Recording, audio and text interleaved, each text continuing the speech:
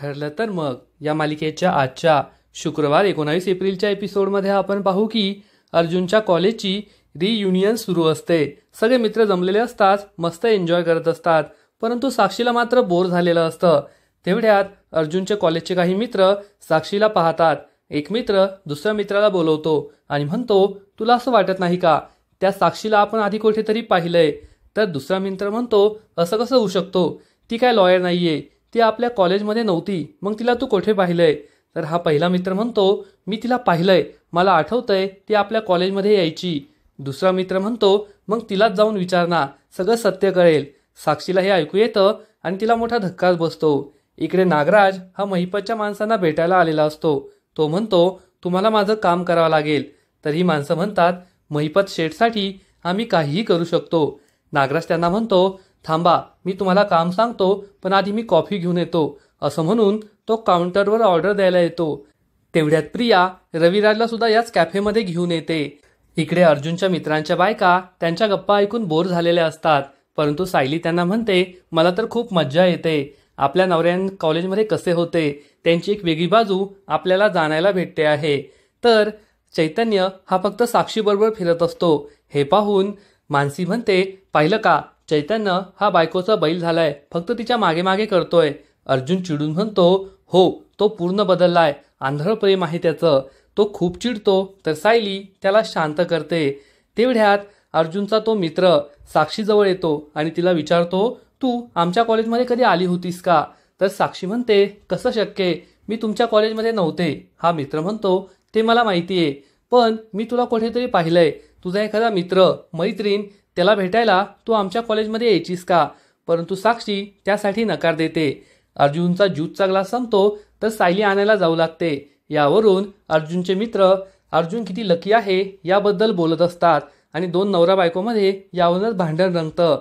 Sayali juice घ्यायला जाऊ लागते. तर साक्षीला वाटतं, जर सायलीने हे ऐकलं तर सगळं संपलं, आपलं काही खरं नाही, म्हणून ती खूप घाबरते.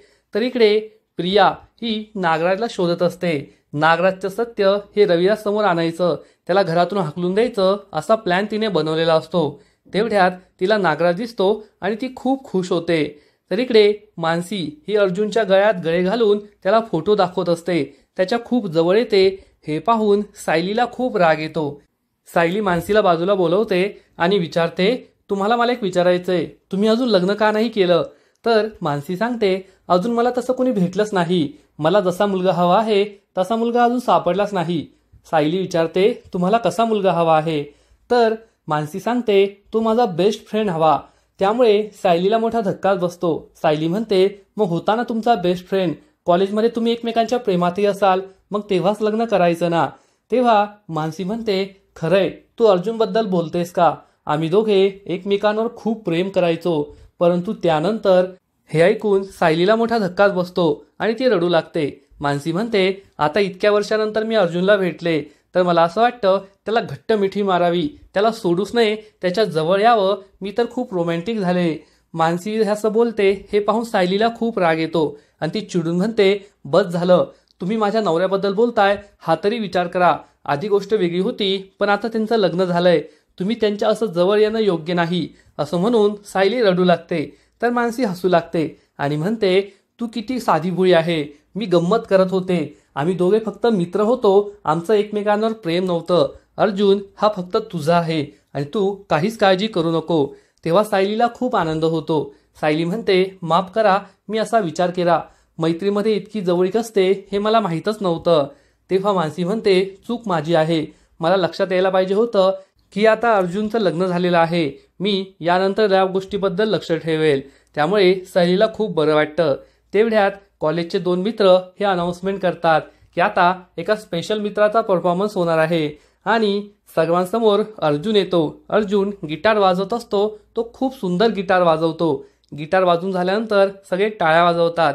तर काही मित्र त्याला फरमाईश करतात की आता गाणं गायचं, पण अर्जुन म्हणतो, मला गाणं गाता येत नाही, मी गिटारच वाजवतो. तो गिटार वाजवू लागतो तर सायली चक्क गाणं गाऊ लागते. या दोघांची जुगलबंदी सर्वांना खूपच आवडते आणि हे दोघे एकमेकांच्या डोळ्यांमध्ये हरवून जातात. पुढील एपिसोडमध्ये आपण पाहू की सायलीला साक्षीचं सत्य समजेल की साक्षी ही अर्जुनच्या कॉलेजमध्ये एका मित्राच्या प्रेमात होती, तेव्हा अर्जुनला ही गोष्ट समजणार आणि त्याला मोठा धक्काच बसेल, कारण अर्जुनच्या मित्राने त्याच्या गर्लफ्रेंडसाठीच आत्महत्या केलेली असते. साक्षीमुळेच हे सगळं झालेलं असतं.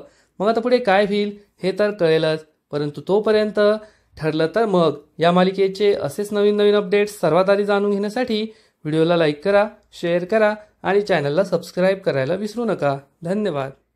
ठरलं तर